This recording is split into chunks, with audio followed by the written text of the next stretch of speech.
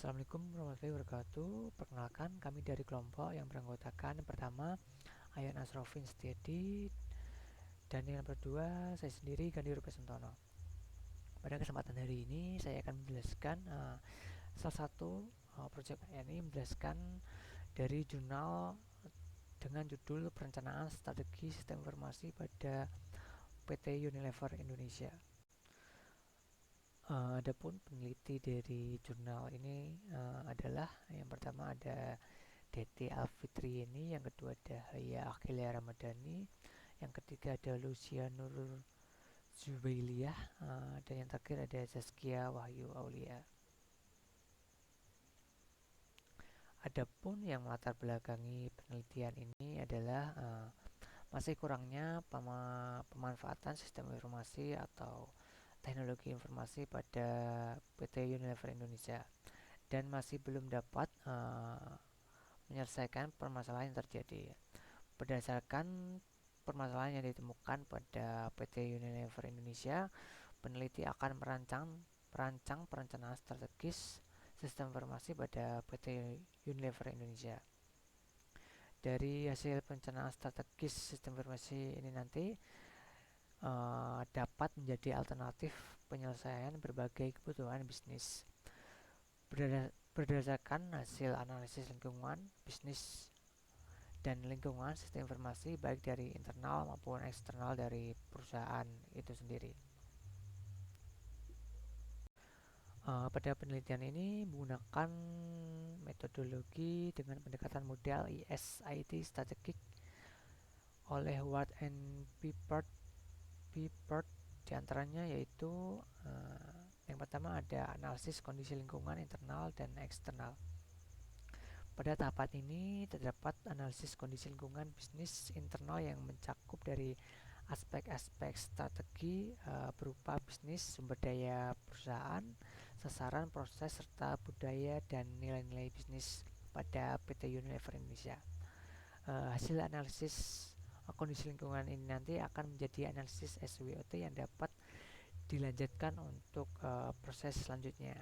Pada tahapan 2.2 ada analisis SWOT dan matriks SWOT.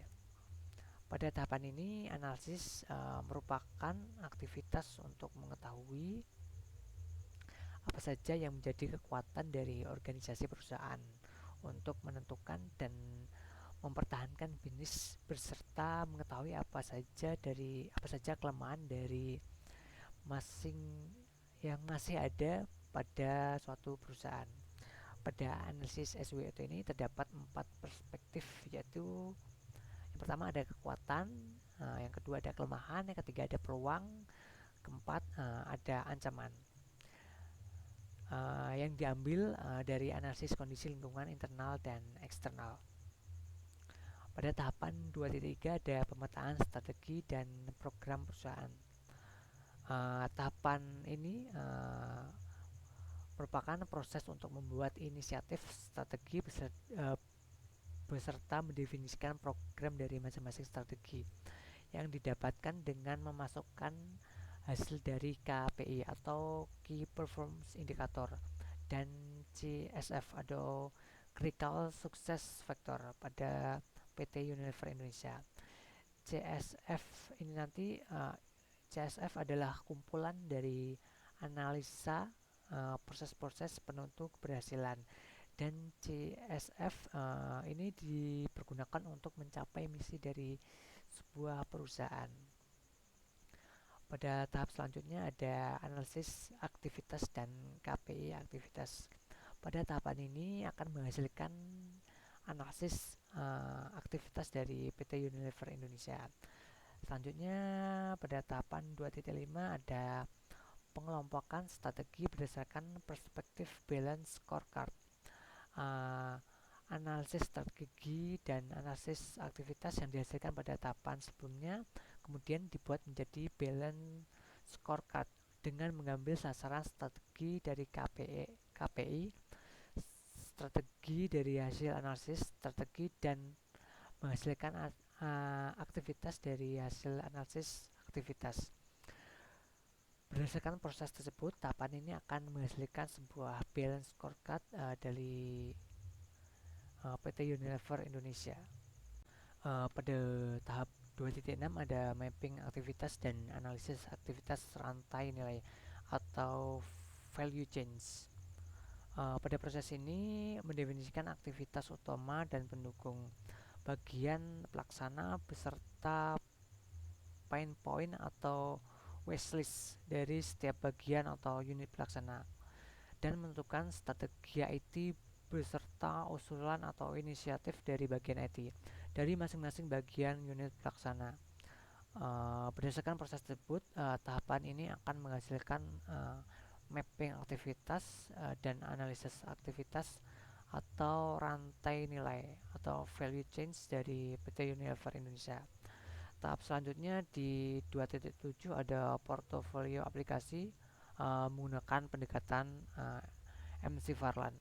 Dari hasil analisis mapping tadi akan dilakukan proses untuk memisahkan kumpulan aktivitas berdasarkan empat kategori yang terdiri dari operasional, support, strategi, dan high potensial. Berdasarkan proses tersebut, tahapan ini akan menghasilkan portofolio aplikasi MC Farlan dari PT Unilever Indonesia. Adapun pendekatan dari MC Farlan dapat dilihat di gambar, ada faktor, strategi dari support dan turnaround. Selanjutnya di tahap 28 ada metrik aplikasi antara resource dan manfaat. Pada tahapan ini akan menghasilkan sebuah matriks aplikasi antara resource dan manfaat dari PT Unilever Indonesia. Tahap selanjutnya ada 2.9 penyusunan timeline implementasi. Berdasarkan proses tersebut, tahapan ini akan menghasilkan sebuah timeline atau implementasi dari PT Unilever Indonesia.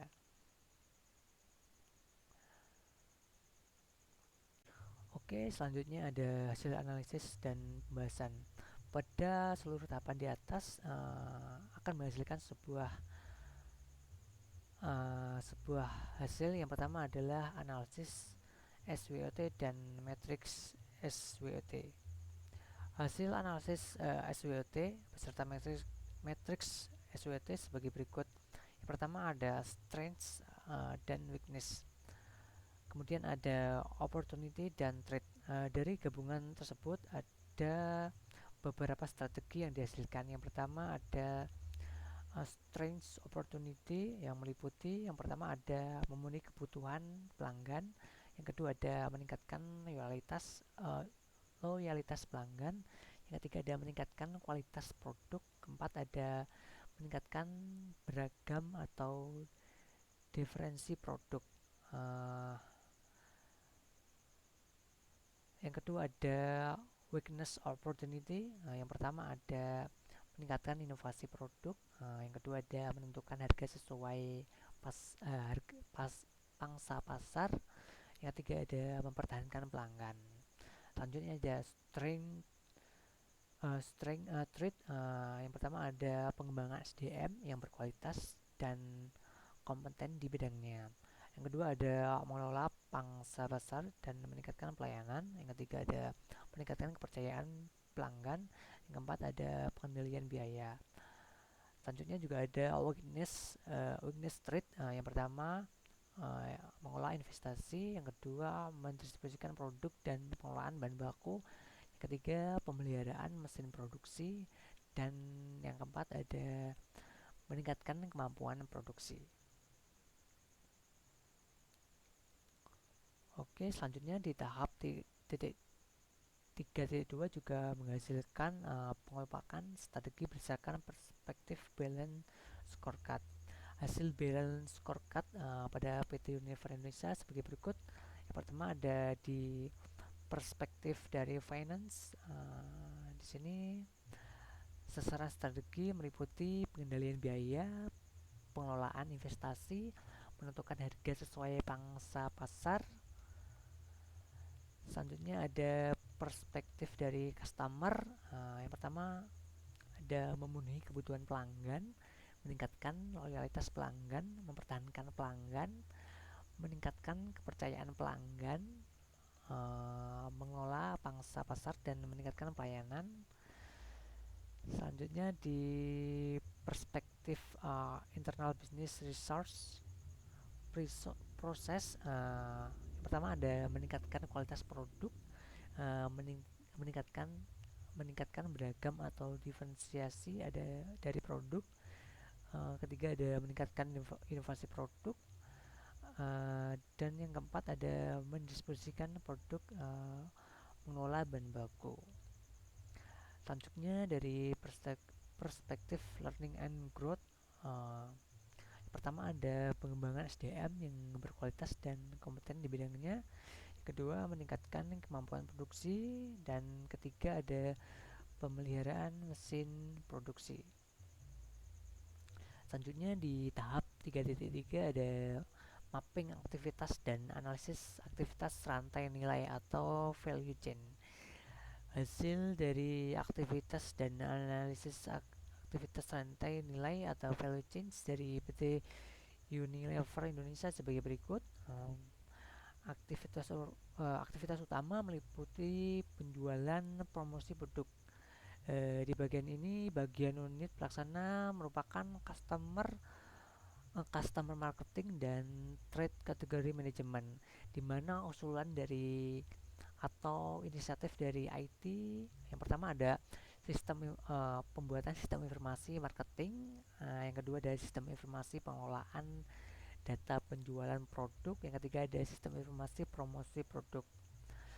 Selanjutnya ada kegiatan pengadaan bahan baku.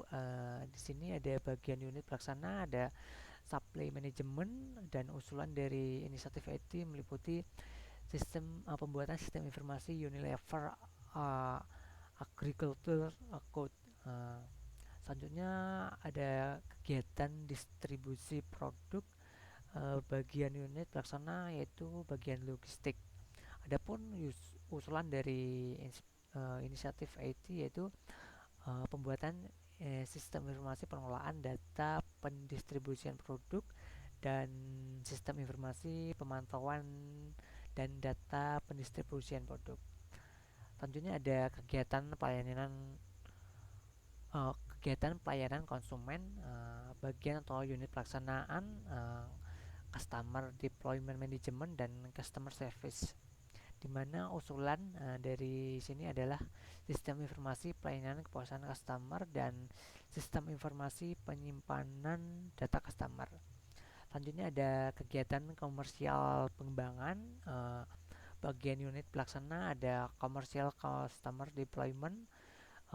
Untuk usulannya ada sistem informasi pengembangan promosi produk dan sistem informasi analisis data produk pesaing. Selanjutnya ada kegiatan pemasaran produk. Di sini ada bagian marketing service, di mana usulan dari inisiatif IT yaitu sistem informasi analisis pemasaran produk dan sistem informasi analisa data produk merchants. Selanjutnya ada kegiatan inovasi produk, di mana bagian unit pelaksana ada product management, dan usulan dari sistem ini adalah sistem informasi hasil studi banding dan produk pesaing dan sistem informasi kelengkapan data produk minat konsumen. Selain dari aktivitas utama di atas, terdapat juga aktivitas pendukung yaitu meliputi kegiatan pengembangan SDM, bagian unit atau pelaksana ada experience, expertise, team, talent, learning, dan human resource. Usulan atau inisiatif dari IT yaitu sistem informasi fasilitas pelatihan SDM dan sistem informasi program BISAFE. Ada kegiatan administrasi keuangan, bagian unit pelaksana ada finance dan accounting. Usulan dan inisiatif dari IT adalah sistem informasi kelengkapan data laporan administrasi. Selanjutnya juga ada perkembangan mesin produksi, bagian unit pelaksana ada manufacturing dan engineering and safety, di mana usulan dan inisiatif IT adalah sistem informasi analisa kondisi mesin produksi. Selanjutnya di tahapan 3.4 ada portofolio aplikasi menggunakan pendekatan MC Farland. Hasil portofolio pendekatan MC Farland sebagai berikut. Yang pertama ada key operational, penting dan besar, ada sistem informasi pengelolaan penjualan produk, sistem informasi kelengkapan laporan administrasi, sistem informasi analisa data produk pesaing, sistem informasi hasil studi banding dan produksi pesaing, ada sistem informasi kelengkapan data produk minat konsumen, sistem informasi analisa pemasaran produk, sistem informasi layanan kepuasan customer. Di bagian support tidak penting ada sistem informasi program BISAF, yang kedua ada sistem informasi analisa kondisi mesin produksi. Ada juga strategi penting dan tidak besar, ada sistem informasi data marketing, sistem informasi promosi produk, sistem informasi pengembangan promosi produk, sistem informasi fasilitas SDM, fasilitas pelatihan SDM, ada sistem informasi pengelolaan dan pendistribusian produk, sistem informasi pemantauan dan pendistribusian produk. Tentunya juga ada highness potensial, mungkin penting dan mungkin tidak besar. Yang pertama ada sistem informasi Unilever Agricultural Code, sistem informasi analisa data produk merchants, dan yang terakhir ada sistem informasi penyimpanan data customer. Di tahapan 3.5 ada matriks aplikasi antara resource dan manfaat. Hasil matriks aplikasi antara resource dan manfaat sebagai berikut. Yang pertama ada tinggi, di mana di sini ada SP2 adalah support. Support ada sistem informasi analisa produk, KO ada KO7, key operasional, sistem informasi lainnya kepuasan, ada KO1, KO2, KO3, KO4 dan ST4. Selanjutnya di bagian manfaat sedang ada ST2, strategi penting dan tidak mendesak, ada ST2, ST3, KO5, ST6, key operation 6, ST strategik 1 dan strategik 5. Adapun di bagian manfaat rendah ada HP high potensial 1 dan SP support 1, HP high potensial 2 dan HP 3. Di tahapan 36 ada penyusunan timeline implementasi. Hasil penyusunan timeline implementasi usulan atau inisiatif IT sebagai berikut, di mana proses timeline dibuat dengan rentang waktu sekitar 12 bulan, di mana tahap pertama ada key operasional penting mendesak, di mana di sini aplikasi atau inisiatif IT. Yang pertama ada inisiatif pengolahan data penjual produk. Yang kedua ada sistem informasi kelengkapan data laporan administrasi. Yang ketiga ada sistem informasi analisa data produk pesaing. Ini rentang waktu sekitar 1-2 bulan.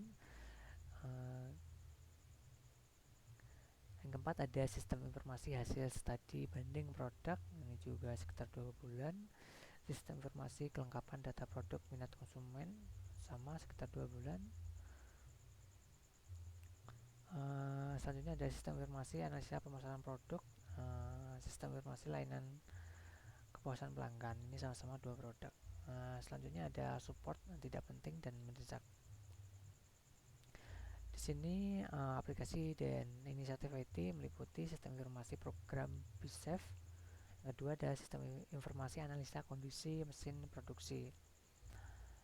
Ini sekitar 2 bulan untuk sistem informasi analisa kondisi mesin produksi dan 1 bulan untuk sistem informasi program BISAF. Selanjutnya di pemetaan MC Farlan strategi penting dan tidak mendesak, ada yang pertama ada sistem informasi marketing. Ini sekitar 2 bulan proses pembuatan timeline. Selanjutnya ada sistem informasi promosi produk, 2 bulan juga. Sistem informasi pengembangan promosi produk 2 bulan. Sistem informasi fasilitas pelatihan SDM sama. Sistem informasi pengelolaan data pendistribusian produk sama juga 2 bulan. Yang terakhir ada sistem informasi pemantauan data dan pendistribusian produk juga 2 bulan. Dan yang terakhir ada di pemetaan MC Farlan ada high potential, mungkin penting dan tidak mendesak. Yang pertama ada sistem informasi Unilever Agriculture Code, ini 1 bulan. Yang kedua ada sistem informasi analisa data produk merchant, 2 bulan. Dan yang ketiga ada sistem informasi penyimpanan data customer, ini sekitar 1 bulan. Yang terakhir ini terdapat kesimpulan dan saran dari hasil analisis dan perencanaan strategi sistem informasi Unilever Indonesia. Dapat diambil kesimpulan dan diantaranya yang pertama ada yang A, terdapat 15 sasaran strategi beserta program dan aktivitas masing-masing sasaran strategi dan dikelompokkan berdasarkan perspektif balance scorecard. Yang B ada dari hasil analisis perencanaan strategi sistem informasi PT Unilever Indonesia terdapat 18 strategi dan aplikasi yang dapat diterapkan. Yang C dari hasil matriks aplikasi antara source dan manfaat terdapat 5 aplikasi atau inisiatif TI yang dapat memiliki manfaat dan resource tinggi, 2 aplikasi yang memiliki manfaat resource sedang, dan 2 aplikasi yang memiliki manfaat dan resource rendah.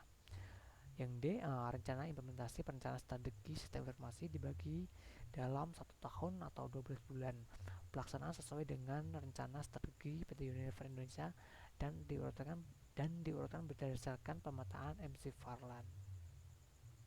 Dan itu mungkin sedikit penjelasan dari jurnal yang saya angkat. Sekian dan terima kasih.